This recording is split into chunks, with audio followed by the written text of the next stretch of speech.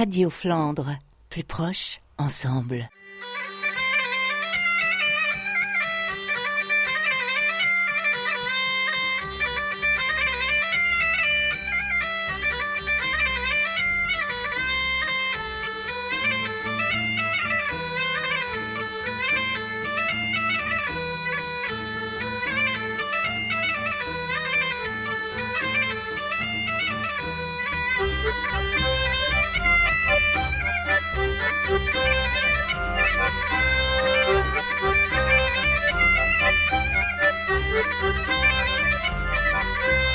Salut à vous, chers auditeurs, amateurs de musique en Flandre, vous écoutez l'émission Vlam Session sur Radio Flandre. Cette émission met en avant la musique du territoire flamand et cette fois-ci c'est au tour des musiciens et nous avons la chance d'accueillir non pas une personne mais deux, Didier et Régis du groupe Teugibir. Bonjour à vous deux. Bonjour. Comment allez-vous ? Très bien, avec le soleil. Alors, oui, effectivement, il y a du soleil en ce moment. Donc, j'ai au bout du fil Didier et Régis. Je vais vous laisser vous présenter. Qui êtes-vous et que faites-vous dans la vie ? Moi, je vais me présenter. Donc, Régis, je suis en tant que président de l'association Teugibir, puisque c'est un groupe de musique, mais il y a d'autres choses qui viennent graviter autour de la musique traditionnelle et des prestations régionales. Donc moi je suis conseiller au Pôle emploi de Bailleul, donc ça n'a rien à voir ni avec la musique, ni avec la fabrication d'instruments de musique, dont on parlera tout à l'heure, je pense. Oui. Voilà, et puis j'ai pour passion, entre autres la musique, la fabrication d'instruments, le travail du bois, le jardinage, voilà. D'accord. Et toi, Didier ? Alors, bonsoir à tous. Alors, moi, je suis donc accordéoniste. Je joue de l'accordéon diatonique. C'est le petit accordéon comparé au gros accordéon, le chromatique ou le chromatique. C'est le petit matique, on va dire. Accordéon poussé tiré que je joue depuis les années 75, en fait. Et dans la vie de tous les jours, je travaille en tant qu'ingénieur dans le domaine du développement durable pour changer les modèles économiques. Donc on a beaucoup besoin actuellement pour ouvrir la société, notre économie vers de nouveaux modèles de développement. Très intéressant et d'actualité, justement. Ouais. Alors, donc on a parlé de vous, on va dire, dans votre monde professionnel, mais on va surtout s'intéresser à vous en tant que musicien et en tant qu'artiste. Donc, quel musicien êtes-vous et comment êtes-vous arrivé dans le groupe ? Ouais. Donc Didier a précisé qu'il était diatonicien ou joueur d'accordéon diatonique. En fait, moi j'ai la particularité, c'est que j'aime bien toucher à tout. En fait, j'ai l'habitude de dire, moi je joue mal de plein d'instruments. En fait, j'ai commencé dans les années 70 dans une petite association qui démarrait à l'époque les danses, ce qu'on appelait à l'époque les danses folkloriques, et entre autres les danses folkloriques flamandes, puisqu'on était en train de retrouver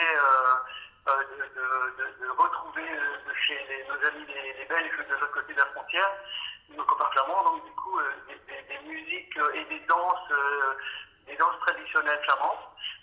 Et donc à Stelvord, on avait le samedi après-midi, on disposait d'une grande salle de répétition qui était une ancienne brasserie. Et donc moi à l'époque je ne faisais pas du tout de musique, moi je faisais des photos et puis et j'accompagnais le groupe de danse quand ils faisaient des spectacles et des animations. D'accord. Et je suis arrivé à la musique un peu par hasard. Je trouvais que je ne savais pas à l'époque, mais la musique m'intéressait, le jeu des instruments m'intéressait beaucoup. Et j'ai eu la chance à un moment donné de pouvoir rapatrier à la maison un demi-violon, dans les tailles de violon, un violon pour les enfants de 10 ans à peu près, qui est ce violon, qui est droitier évidemment, parce que moi je précise, je suis gaucher. C'est ce qui fait toute la particularité et le charme de ma façon de jouer. Et un petit accordéon, pareil, un accordéon d'études, un accordéon à touche piano, que j'ai eu la chance de rapatrier à la maison et à partir de ce moment-là, dans les années 60 pareil, 75, je vais avoir 15-16 ans. Je n'avais jamais fait de musique avant et puis voilà, c'était là, j'ai mis le doigt dedans et j'ai pas pu m'arrêter depuis. Et ça fait 40 ans que ça dure. C'est ça. Ça Et s'arrête. j'en profite pour faire un peu un peu de pub pour votre site internet qui est très très bien présenté. Justement, cette anecdote, vous en parlez dans la biographie de chacun des musiciens. Et je tenais à souligner vraiment une très belle présentation de votre site internet. Ouais, c'est gentil. Et donc toi, Didier? Alors moi, je suis arrivé dans la musique par la danse aussi, hein, donc puisque je faisais partie à l'époque, dans les années 75 aussi, de la Maison des Jeunes à Bailleul. J'ai commencé par faire de la photo et très vite on s'est intéressé, puisqu'on avait un musicien donc, qui était arrivé dans la région ici, à Dranoutre, Alfred Denouden, donc on allait souvent dans son bistrot de zone à Dranoutre, et donc le groupe de danseurs. Et tout le monde m'a un petit peu interpellé en disant mais pourquoi tu ne crées pas de la musique, Didier, ça devrait pouvoir être dans tes cordes. Donc, et dans mes cordes, j'ai commencé par fabriquer une épinette que j'ai achetée en kit. Mais l'épinette, ça ne jouait pas suffisamment fort pour animer un groupe de danse.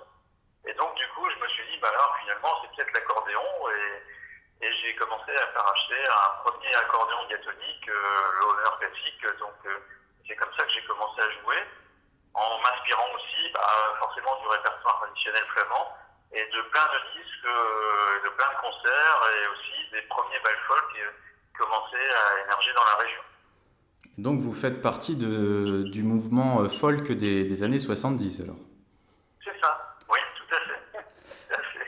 On va revenir un petit peu à la musique. On a la chance d'écouter votre album qui s'appelle Musique cadencée, et on va écouter la valse à Robert. À tout de suite.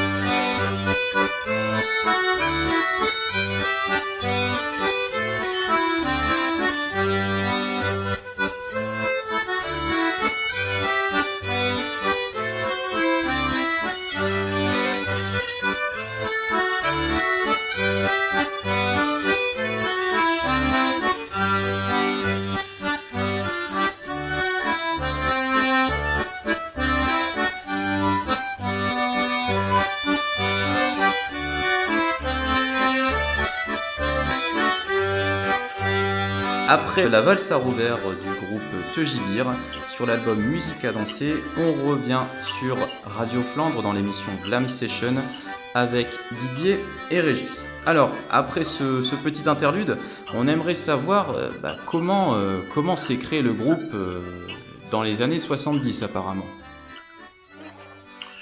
Alors, pour continuer un petit peu l'histoire que je racontais tout à l'heure, progressivement, moi, je suis arrivé avec quelques morceaux que j'ai appris soit au violon, soit à l'accordéon, puisque j'ai appris tout seul. Je suis autodidacte en musique. Je ne connais pas la musique, je suis incapable de lire une partition. Donc, tout ce qu'on a appris et tout ce qu'on sait faire aujourd'hui, je pense que c'est le cas de Didier aussi, c'est ce qu'on appelle de la musique de routine. Hein. C'est de la musique qu'on a apprise par cœur, qu'on a apprise à l'oreille, et qu'on restitue comme ça depuis 40 ans. Et donc les musiques au départ, c'était en général la musique traditionnelle, c'est une musique simple, c'est des parties qu'on reproduit 2 fois, 3 fois, donc c'est pas très très compliqué à jouer dès lors qu'on maîtrise les parties. Et puis donc ce sont des danses. Et puis donc j'ai appris au fur et à mesure une danse, 2 danses, 3 danses, 4 danses, et puis est arrivée là-dessus la possibilité moi personnellement avec le groupe Hagedorn à l'époque, c'était quasiment l'un des trois qui tournaient à l'époque, avec le groupe Hagedorn, de ce que j'ai fait un petit peu de temps en temps avec eux, et c'est eux finalement qui nous ont initiés à la musique de bal, à la musique à danser. Et donc tu as fait la rencontre de Didier alors? Oui, effectivement, on se connaît depuis longtemps avec Régis, les autres musiciens d'ailleurs. Hein, On ne jouait pas forcément ensemble au départ, quoi. Au départ, moi j'étais surtout danseur, donc et c'est à partir de la danse, comme je l'ai expliqué juste avant, que je me suis mis à jouer de la musique.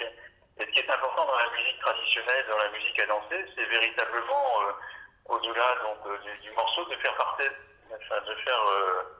passer finalement l'énergie de la danse, avec les rythmes qui vont bien. Et ces rythmes,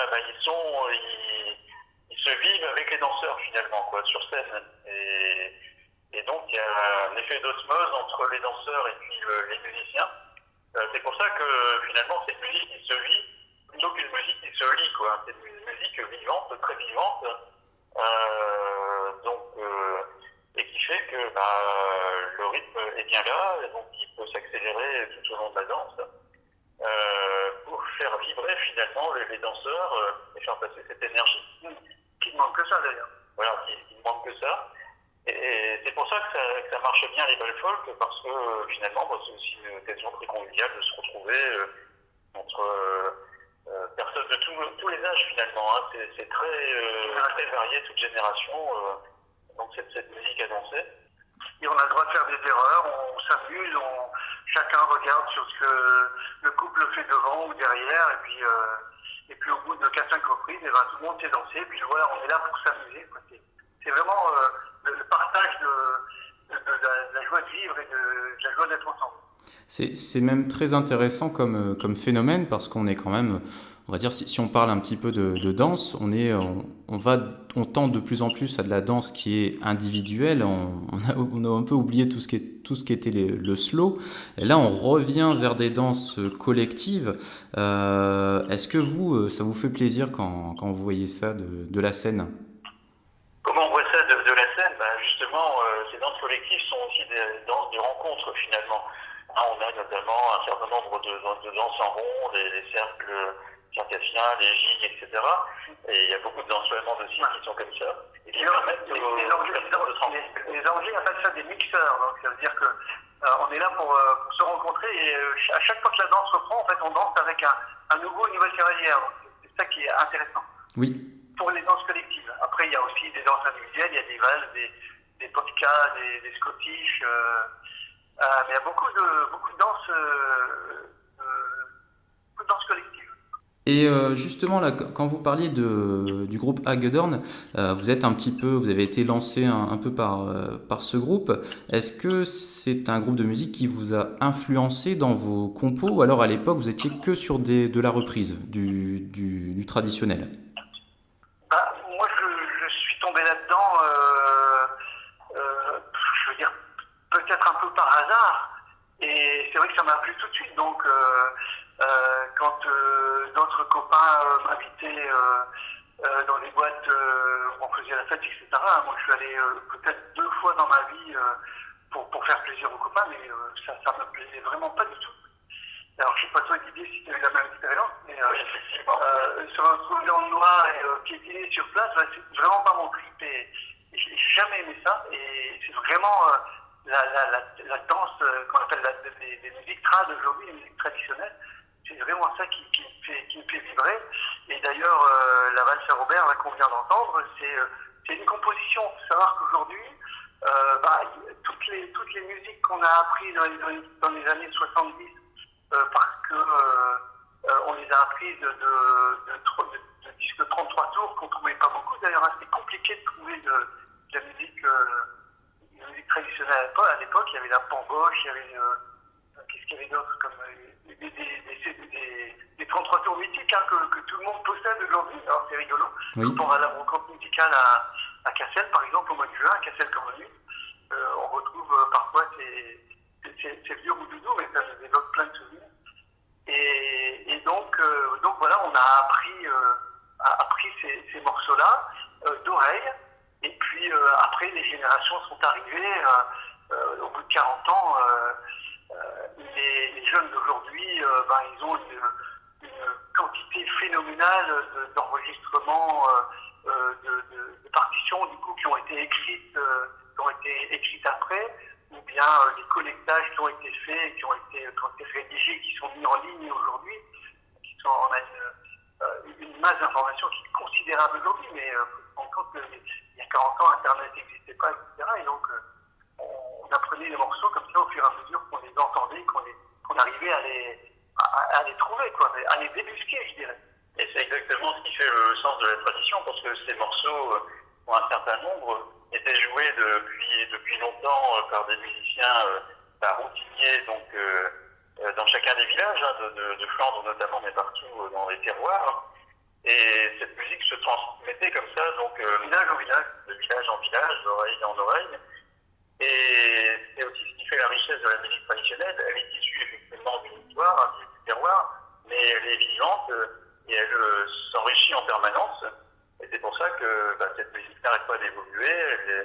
Elle est vivante et elle est très actuelle aussi, parce qu'on a aussi différentes cultures musicales qui viennent finalement se greffer sur cette musique traditionnelle, avec différents instruments, des instruments traditionnels, mais aussi des instruments plus récents qui viennent se greffer, quoi.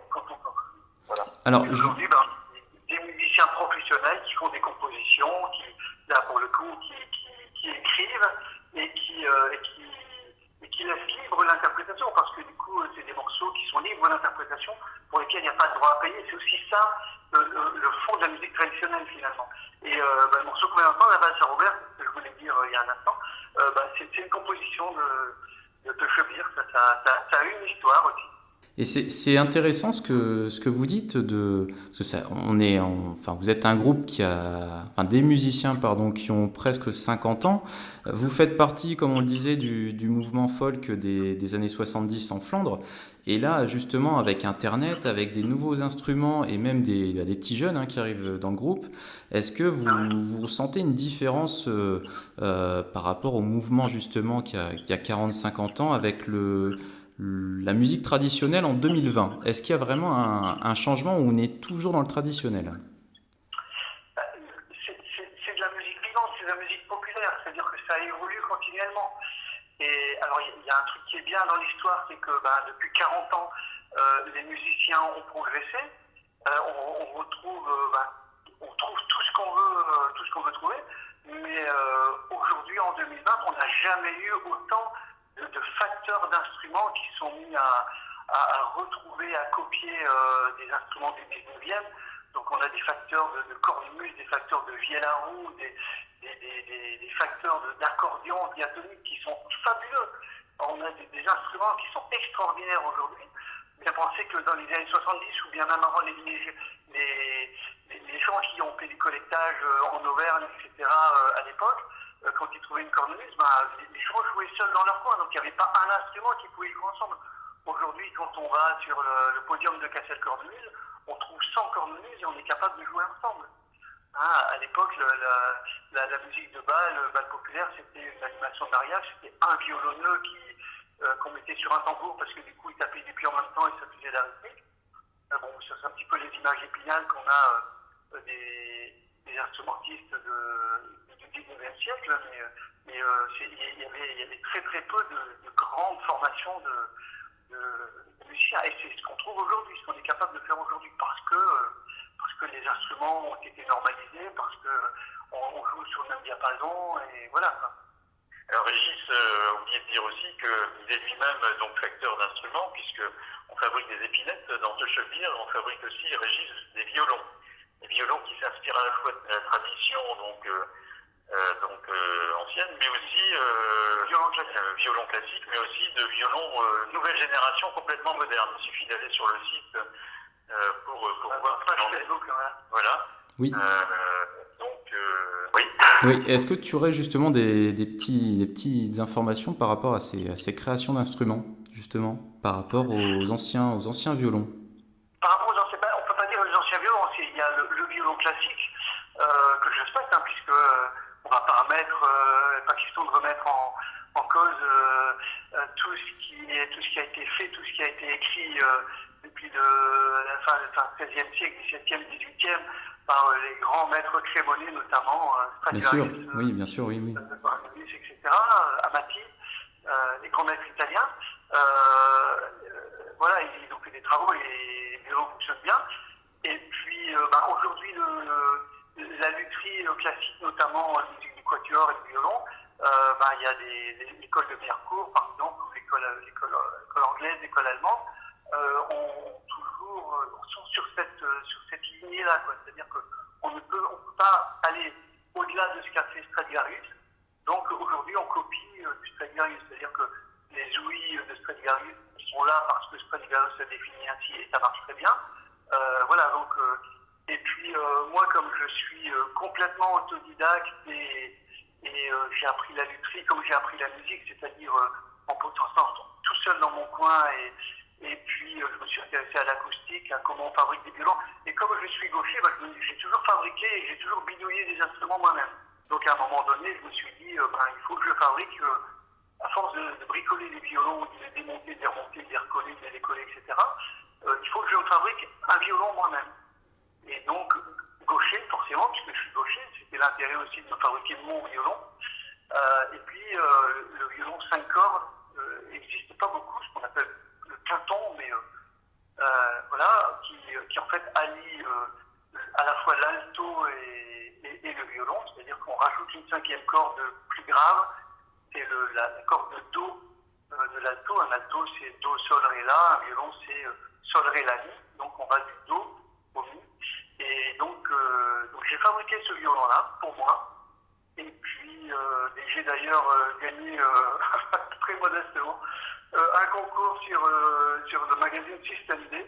Ah, félicitations. Voilà. Alors c'est un hasard parce que quand je fabrique un truc, en fait je fais toujours beaucoup de photos. Et puis là c'était ce qui était demandé sur System D de faire des petits reportages photographiques. Je me suis dit allez on essaye. Et puis du coup ils ont trouvé ça génial. Personne n'avait sur le magazine System D avait fabriqué un violon. Donc ils ont obtenu mon projet. Puis voilà, j'ai gagné un peu de pièces, c'était sympa. Bravo à toi. Et voilà pourquoi je reviens à votre site internet qui est formidable. Le petit icône, le coin des gauchers, c'est bien ça. Donc c'est aussi pour toi le gaucher du groupe. On va repartir en musique. Après avoir écouté Bourré d'un mois et la valse à Robert, on va écouter La Galopide du groupe Teugebir et on se retrouve tout de suite après ça avec Didier et Régis. À tout de suite.